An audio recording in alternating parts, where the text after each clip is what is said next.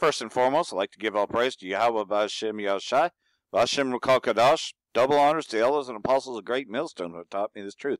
And a shout out to Yakia must go out there on the four quarters of the earth proclaiming this truth while we still have time, as we know the mark of the beast is here and our northern kingdom is being subdued, being forced into the microchipping, parents being taken away from their children, and then their children being forced into FEMA camps and forced into the microchip, as you have seen videos with the State Department saying, yeah, we had this on the books 10 years ago, so we know it's happening, you know. We know all the double talk and everything, you know, whether the mainstream carries it or not, or they just like to throw it around. They don't want it to be really big, but we can see right through the bullshit. Anyhow, yeah, Turkey's advancing in Syria. In the small city of Manbij in Syria, we could see United Snakes and Turkish troops shooting at each other if tensions continue. Russia, the U.S., Turkey, and Iran have become so embodied in Syria that they cannot afford to see their local allies and proxies destroyed. So, there is video of this, but there's the United Snakes, the whore, Babylon the Great. And a little more here. Manbij is a good place to understand the jigsaw puzzle of the competing firedoms into which Syria is now divided, and the reason, and we've said it before that they were going to partition Syria, and the reasons why the multiple wars that have torn the country apart will go on for several more years. A largely Arab city with a population of 300,000, it is situated east of Aleppo and west of the Euphrates River. It has effectively controlled by the Kurds, which are the RPG, since they captured it from ISIS after a long siege in 2016, which we know the YPG was always a U.S.-backed plan to divide Syria, just like they did with Iraq. So we're going to take a look at this footage here.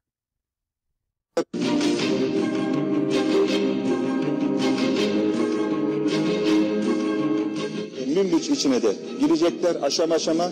Bu süreçte ayrıca YPG'ler Münbiç'ten çıkartılacaklar.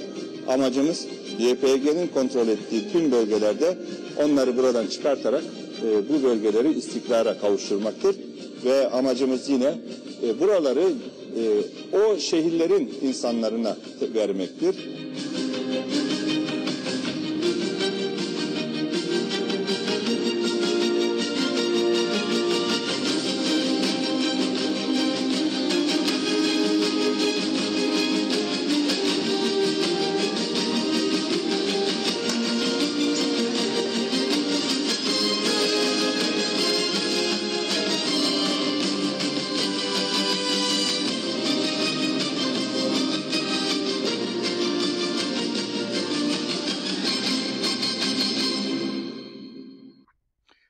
Continuing onward now, I've shown this before in the videos, but I'm just going over it briefly because the American Vagabond, which is the video I really want to get to, he is talking about this, so we're going to do a flashback, if you will, Shalom. For the past 2 years, Vanessa Beeley, who also happens to be tribe of Issachar, Vanessa Beeley has been doing on the ground reporting in Syria, exposing the lies of the NATO powers and their terrorist proxies.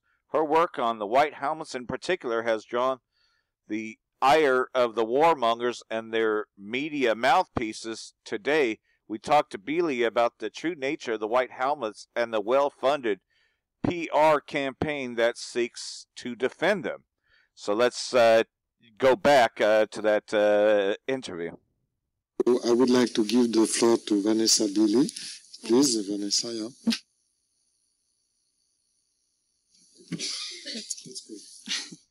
Take it back. She's not the Latino I thought she was. Sorry. Geneva Press Club and Monsieur Metton for courageously resisting considerable pressure to cancel this event and for their robust defense of free speech despite the attacks.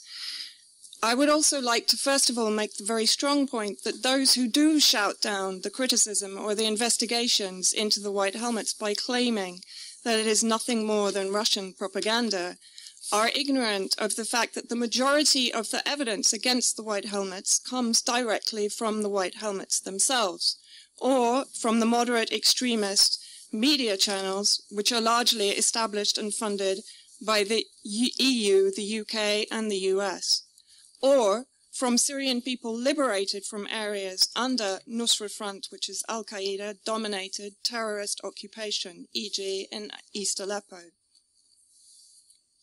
Western governments and aligned media often refer to the White Helmets as the Syria Civil Defense. However, it's an important point to make that there is an existing Syria Civil Defense. I have to call it the real Syria Civil Defense, which was established in Syria in 1953. The real Syria Civil Defense were founder members of the ICDO, the International Civil Defense Organization. And in fact, in conversations with the ICDO, they told me that the Syria Civil Defense are the only civil defense inside Syria recognized by the ICDO. So, anyhow, she exposes the White Helmets for who they are. Now moving on to the American Vagabond interview, because he gets right into it. Shalom. So anyhow, she's now on the American Vagabond. I'm not going to be able to play the whole hour, obviously, due to 15-minute restrictions, but we'll play the first few minutes of this. Yeah, it's always great to have you on. I'm sure our viewers are excited to hear what you have to say. You always have such great insight, and your work is just very valuable to everyone in our line of work. So let's begin with some important topics that I mean, really, we could discuss a lot today, but we have a few things we've narrowed it down to, and let's begin with what's kind of on everyone's mind right now, and that's clearly the White Helmets, the U.S. decision to resume their funding, and concerns over another impending false flag attack. Yeah, well, I mean, I think if we go back to when this so-called funding freeze happened a few weeks ago, I called it back then actually as being a fake funding freeze, simply because if you looked at the timeline, we'd had Heather Nauert clearly sort of gushing over the White Helmets in one of her press conferences, putting out a message almost directly to the White Helmets that they would still receive their payments, their salaries, thanking them for the great job that they did for the US government and for the coalition. We have to assume that also means the coalition proxy forces on the ground, of course, with whom they're embedded. And then moving forward, we sort of had another Russian warning of a potential chemical weapon provocation again to the northeast in Syria, where the US is occupying about 30% of Syrian territory, obviously against international law. And then suddenly, almost I think 24 hours after Russia put out this warning, lo and behold, the Trump administration seemed to distance itself from the White Helmets, and this rumor of the funding freeze was spread by all of the sort of corporate media. A couple pretty rapidly started backpedaling. I think there was Vice News and possibly Al Jazeera started to kind of go, well, actually, maybe it's not. They're just talking about freezing the whole recovery fund, but the White, so it already had cracks in it before it even got off the ground, basically.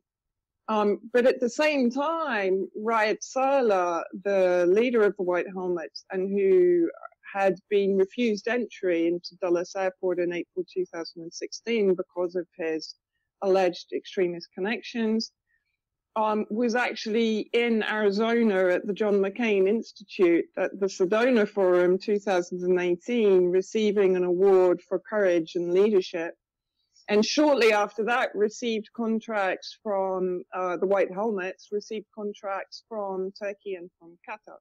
This was published by their own media experts on Twitter and on Facebook, and in the media. I mean, just to give you an idea, one of their media activists, Asad Hanna, actually contributes to Chatham House. So we can't get a more clear sort of revolving door relationship between the White Helmets, the UK Foreign Office, its intelligence, outreach agents, just as we have in the United States through Comonix, through USAID, etc. So, you know, this organization is very clear above ground intelligence asset. There's no camouflage here. It's clear connections and links. And of course, those contracts coming from Turkey and Qatar, as it appeared, compensation for the so-called funding freeze. Now, Turkey and Qatar are obviously some of the main incubators and financiers, bankrollers of the terrorist factions inside Syria. And then, of course, we had Theresa May upping the funding to the White Helmet, the UK Prime Minister. So basically what this kind of funding freeze ruse did, in my opinion, was to bring more money into the White Helmet coffers from different directions and enabled the British government to up its funding.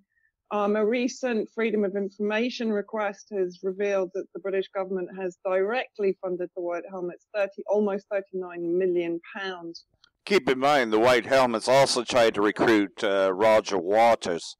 But anyhow, you can see what's going on. False flag coming up, and so she's on the American Vagabond, exposing their real agenda. I was going to say, I found that incredibly revealing. You noted on the when he was held at the airport, the leader of the White Helmets held at the airport, was apparently on an FBI terrorism watch list while the U.S. is funding them. I mean, people have to connect those dots and realize that there's something not connecting there. It's pretty ridiculous.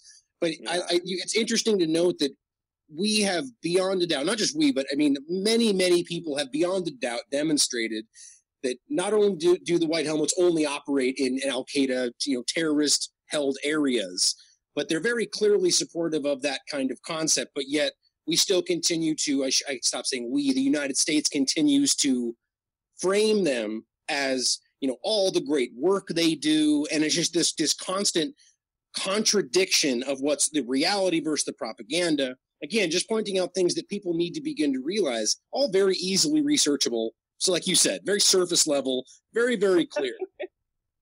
So, White Helmets are a joke, and, I do apologize. She's not the Latino that was in the level, but there was another one that went to the White Helmets area who happened to be Latino, a.k.a. Issachar, and she was exposing that. So I just got them mixed up, sorry. But Vanessa sounds like a Latino name, so just sorry about that.